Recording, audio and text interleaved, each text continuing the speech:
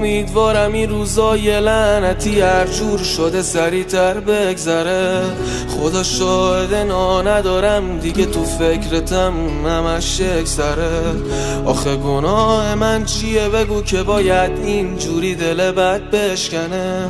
حتی انقدر دوستت دارم که نمیخوام ما همو بالا سری بشنوه. چقدر بیرم میتونه باشه یه آدم واسه کسی مثل من که انقدر سادم. لحظه هایی که بغلت میکردم هر کار میکنم نمیشه بره یادم. قید دیدن تو خیلی وقت زدم، انقدر نامردی که حتی نمیای توی خوابم. تا جایی که یادم خوب بودم واسه سرم این کارام بود که تو بد کردی با من. یه روزی میرسه تو عقل یکی دیگه یاد من میافتی. حسرت روزایی رو میخوری که دوستت دارم و تو به من میگفتی. وقتی که همه از پیشت رفتن حرفام و یادت میاد که هیچکی واسط مثل من نمیشه، میگی درست میگفتی. یه روزی میرسه تو عقل یکی دیگه یاد من میافتی. حسرت روزایی رو میخوری که دوستت دارم و تو به من میگفتی. وقتی که همه از پیشت رفتن حرفام و یادت میاد که هیچکی واسط مثل من نمیشه، میگی درست میگفتی.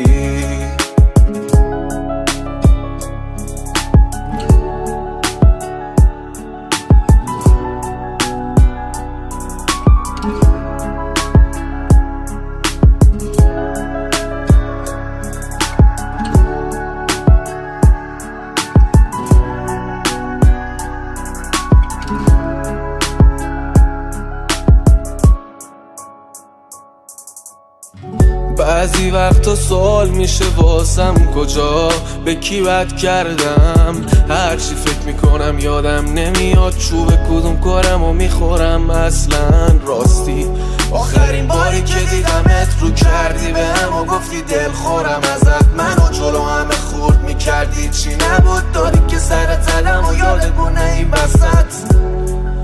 تو دلخوری باش ولی من اینجا دارم از تنهایی آسی میشم. یه عکس دوتاییمون و رفیقم بهم نشون داد، نمیدونی که اینو دیدم چی کشیدم دیشب.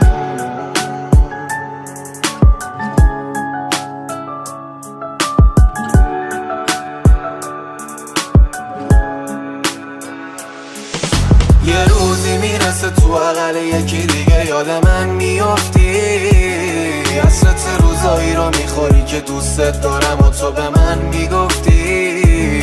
وقتی که همه از پیشت رفتن حرفام و یادت میاد که هیچکی واسط مثل من نمیشه، میگی درست میگفتی. یه روزی میرسه تو عقل یکی دیگه یاد من میافتی. حسرت روزایی رو میخوری که دوستت دارم و تو به من میگفتی. وقتی که همه از پیشت رفتن حرفام و یادت میاد که هیچکی واسط مثل من نمیشه، میگی درست میگفتی. ققنوس حسین شهرام.